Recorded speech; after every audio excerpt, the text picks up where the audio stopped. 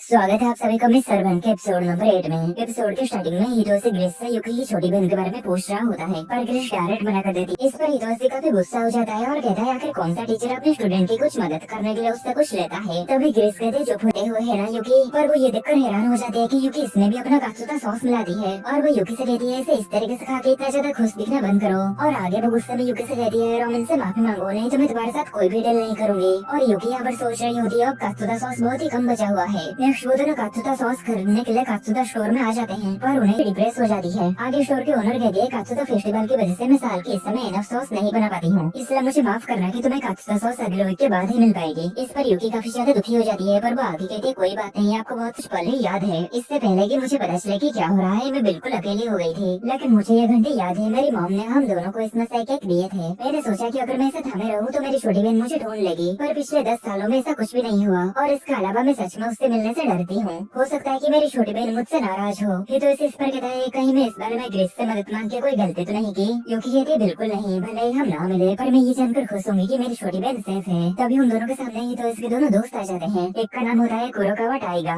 और दूसरे का नाम होता है यामाशिटा कोबाची। टाइगा युकी से कहता है मुझे काफी हैरानी हुई कि तुम्हारी एक छोटी बहन भी है, मुझे यकीन है कि वो भी तुम्हारी तरह काफी ज्यादा क्यूट होगी। तभी हितो से कहता है आखिर तुम दोनों यहाँ पर क्या कर रहे हो। हमें यहाँ पर पता लगता है टाइगा नास्का नाम का एक सिंगर का काफी बड़ा फैन है, इसलिए वो आज यहाँ पर नास्का का एक नया एल्बम लेने के लिए आया था। और आगे हम देखते हैं वो नास्का का ऑटोग्राफ पाके काफी खुश होता है जो कि वो लॉटरी में जीता था। ये तो उसे कहता है क्या नास्का वही सिंगर है। हाँ आगे कोबाची उन दोनों से कहता है तुम दोनों काफी क्लोज हो, क्या ये अजीब नहीं है तुम्हारे इतने सारे रिश्तेदार अचानक से आ गए। ये तो उसे कहता है नहीं ये बस सिर्फ एक कोइंसिडेंट है। आगे कोबाची कहता है और इस वजह से हम तुम्हारे फ्रेंड्स तुमसे दूर हो गए हैं। हमें पता है वो मिडिल स्कूल के दौरान बिल्कुल भी ऐसा नहीं था, तब वो अपने पापा के खिलाफ बगावत कर रहा था और काफी मुश्किल समय से गुजर रहा था। इस पर हितो से काफी शर्मिंदा हो जाता है और उसे चुप रहने के लिए कहता है। टाइगा आगे कहता है और वो हमेशा काले रंग का कोट पहनता था, यहाँ तक कि गर्मियों में भी, और वो अपना नाम आंग्री नाइफ दिया था। युकी को ये आंग्री नाइफ वाला नाम काफी पसंद आती है। टाइगा आगे कहता है क्या तुम्हें पता है वो घर की सफाई क्यों नहीं करता था। ऐसा नहीं है कि उसे वो सब काम आता ही नहीं था, असल में वो इतना बदमाश बन गया था कि वो ये सब काम करता ही नहीं था। ये तो इसी बात से उसका ऑटोग्राफ वाला सीढ़ी छूट जाता है और वो नीचे गटर में गिरने वाला होता है। तभी युकी अपनी बैग फेंक देती है जिससे वो सीढ़ी गटर में नहीं गिरता, पर युकी के बैग के अंदर